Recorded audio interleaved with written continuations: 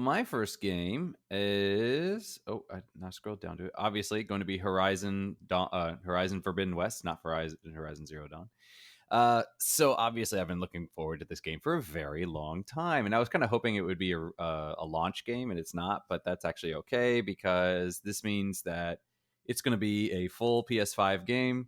This is not going to be one of those cross generational games. So it's developed by Guerrilla Games, and its publisher is Sony Interactive Entertainment.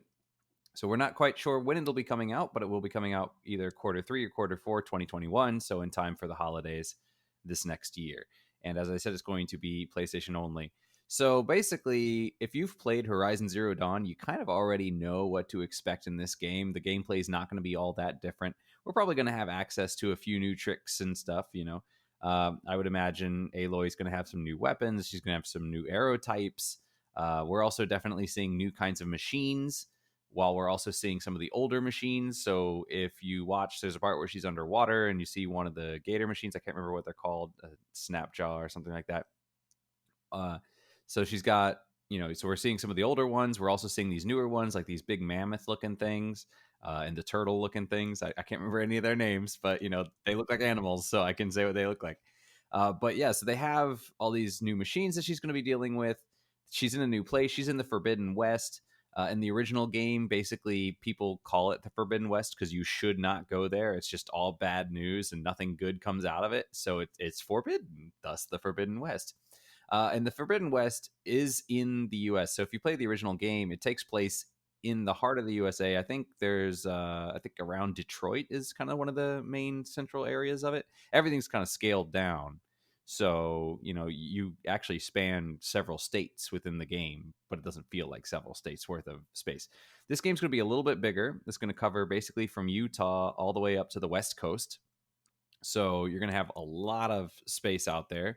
There's going to be a lot more water exploration. So in the first game, there wasn't really any water exploration. You could kind of swim around on the surface of things, and mostly it was just crossing rivers or tiny little lakes. Now there's going to be full underwater exploration, so that's going to be an element to it.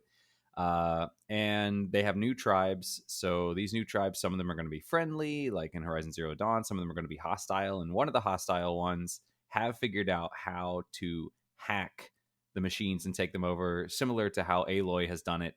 So we're not quite sure where their technology for that is coming from, if they figured it out similar to how Aloy did, or if they are using a similar hacking technology to what the other machines were using in the previous game. Because if you watch them, they have the red eyes, whereas when Aloy hacks them, they have the blue eyes. So it looks like they're going to be using something similar to what the bad guy machines were using in the original game.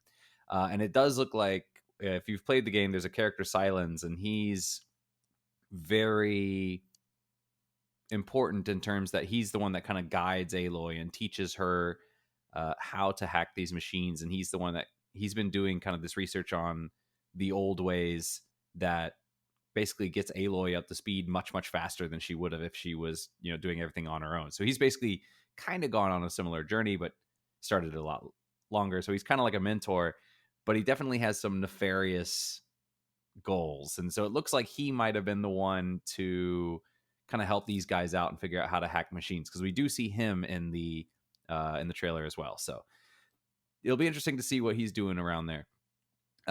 So if you've played the original one, it's probably going to play originally basically the same. If you're a fan of the original, or if you really like ARPGs, games like Assassin's Creed or something like that, or Ghost of Tsushima, this is probably going to be a great game to check out.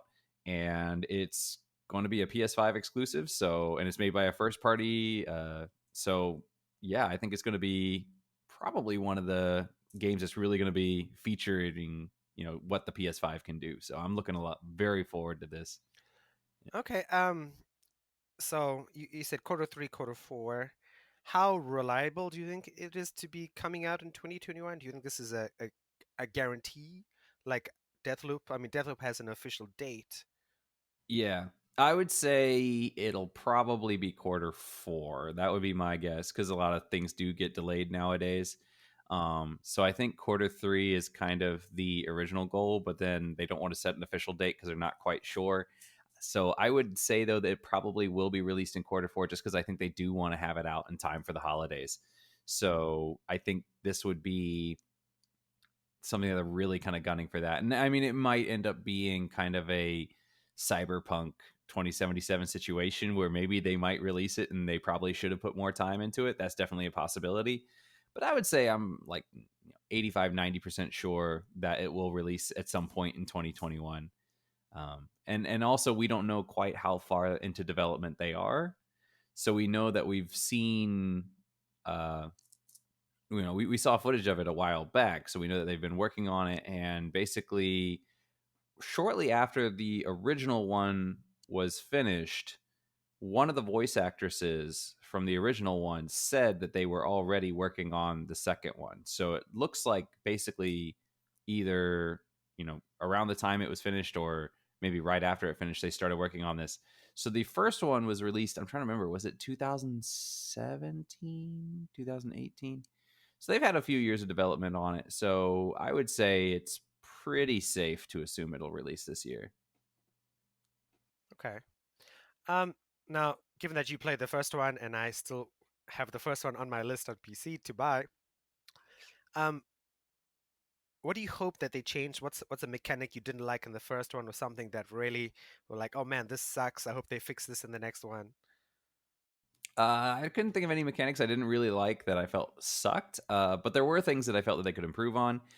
For example, in the first one, because it was kind of set up like an Assassin's Creed game, it was very much set up like an older Assassin's Creed game where you could climb things, but you could only climb things at specific points. So, for example, if there was, say, a cliff face, you could only climb it with certain, if there were certain rocks or whatever. And having played Assassin's Creed Valhalla, where you can climb pretty much anywhere, I would really hope that they adopt more of that, where you can pretty much climb anywhere you want, as opposed to only climbing in specific spots. And I know that they definitely did rely a lot on these kind of climbing puzzles, but I think they could still do those to an extent. I mean, Assassin's Creed kind of does them by having, say, a tower where you can't climb it, but then what'll have, or you can climb it, but then it'll be, it'll be covered in ice, or maybe some of the surface areas will be smooth, and because of that, you can't climb the smooth areas, or you can't climb the ice areas. You have to find the patches that of stone that you can still climb. So you can still keep the puzzles kind of in there for that, but I think in general, I would really enjoy it if they allowed more kind of free climbing and stuff like that. So I think that'll be good. Also, I mean, I really enjoyed the story, but one of the big things that people were comparing it to, because it was released the same year as Witcher 3, was that in Witcher 3 you can make a lot of different decisions, and to an extent it'll impact the story. So if you do something with a character here, then that character might show up later as a friend or an enemy, or you could, burn bridges with certain characters and they don't like you anymore, or you can befriend certain characters. So there was a lot of, if you played it again, you can kind of go down a different path and make different decisions. In Horizon Zero Dawn, you can make decisions, but they're basically just dialogue choices, but they don't actually change any of the story. So if you want to go through, there was only one instance of something where it could impact something. And that was basically a guy wants to fight you to the death, and you can choose to fight him to the death and grant him his wish, or you can kind of convince him, hey, we'd be better off with you around. I mean, you have this drive for fighting, for combat and what stuff and whatnot. We could really use that in the fight against the machines. Don't don't die now, and you can convince him to continue on and live and become an ally. So other than that one thing, everything else, basically, if you're doing a quest, you're going to finish it and everybody's going to be happy and stuff like that. So I would like to see maybe a few instances where you can kind of make a few different choices, maybe ally yourself with tribe A or tribe B as opposed to just befriending everybody. I think that would give it a little more replay value. So I think that that could be an improvement. Okay, that definitely sounds. I mean, looking at the trailer, looks awesome. Really makes me like. I mean, the Steam winter sale is still going on, and what makes you want to check what the price of Horizon Zero Dawn is. Do it, do it. Gotta do it.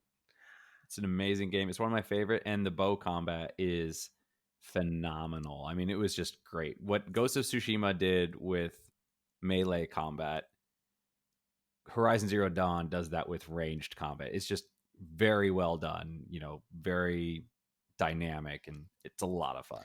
I love the bows, especially after being a fan of Green Arrow. It can be a Green Arrow in Horizon Zero Dawn.